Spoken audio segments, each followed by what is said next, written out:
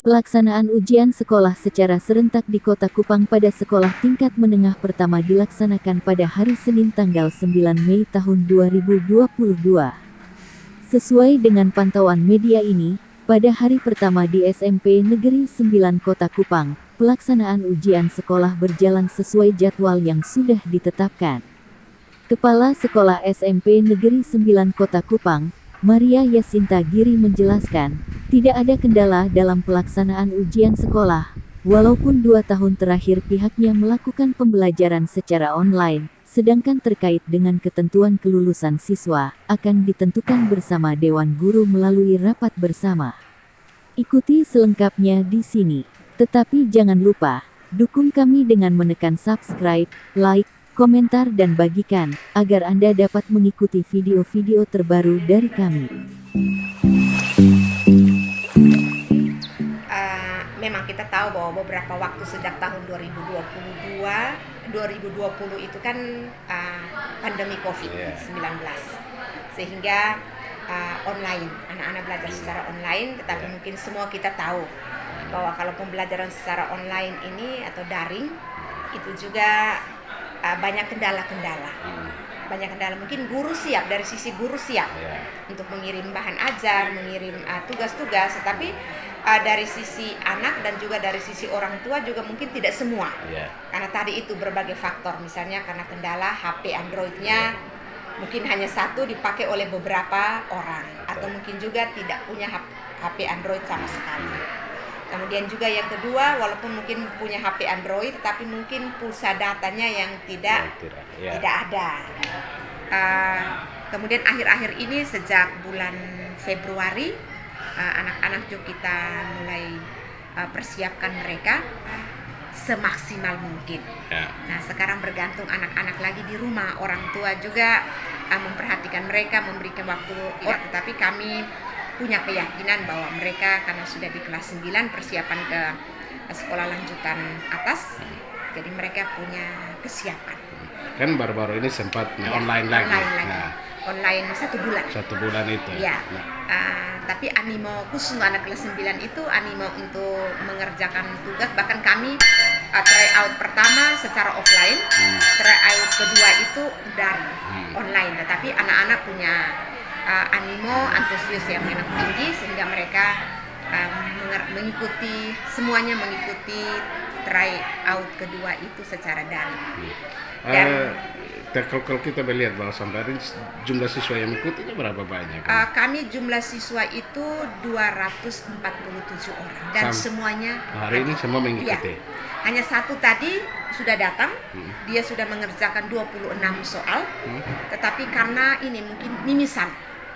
Dan untuk hari pertama ini nanti dia mengikuti ujian sekolah susulan. Berapa banyak mata pelajaran yang ujian? Untuk ujian sekolah ini 10 mata pelajaran. Banyak juga ya? Iya, kalau yang kemarin 2019 itu hanya 4 mata pelajaran ujian nasional.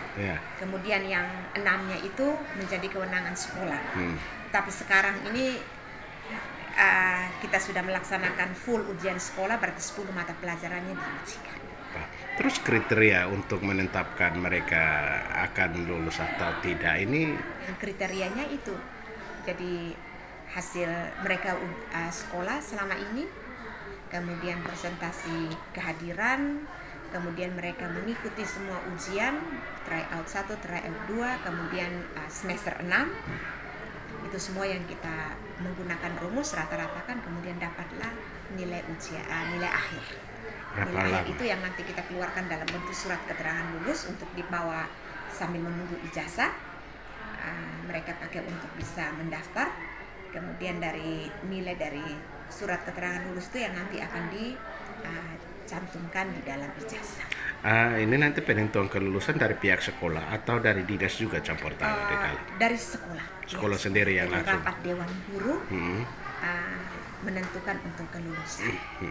Apakah tahun ini anak-anak bagaimana? Semua 100% kan?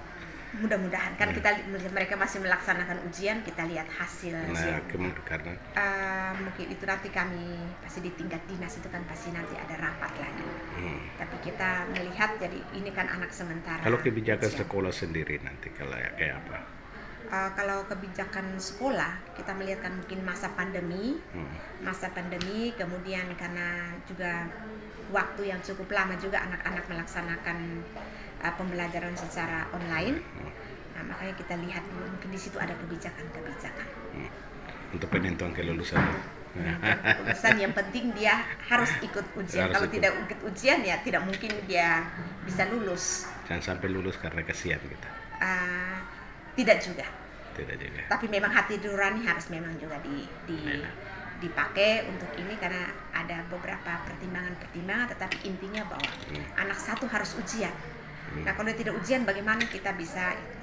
Karena ini Artinya kan syaratnya adalah ujian. Kemudian itu termasuk dengan presentasi kehadiran dan semua ujian-ujian yang dia ikuti itu semua dimakan dan hasil keputusan Dewan Guru. Pesan dan harapan. Harapan saya mudah-mudahan peserta didik kelas 9 tahun pelajaran 2021-2022 ini mereka bisa berhasil dan dinyatakan lulus 100%. Ya, supaya mereka bisa melanjutkan ke jenjang pendidikan yang lebih tinggi. Dengan otomatis bukan hanya sekedar lulus tetapi lulus dengan hasil yang baik dan juga bahkan bisa dengan hasil yang memuaskan.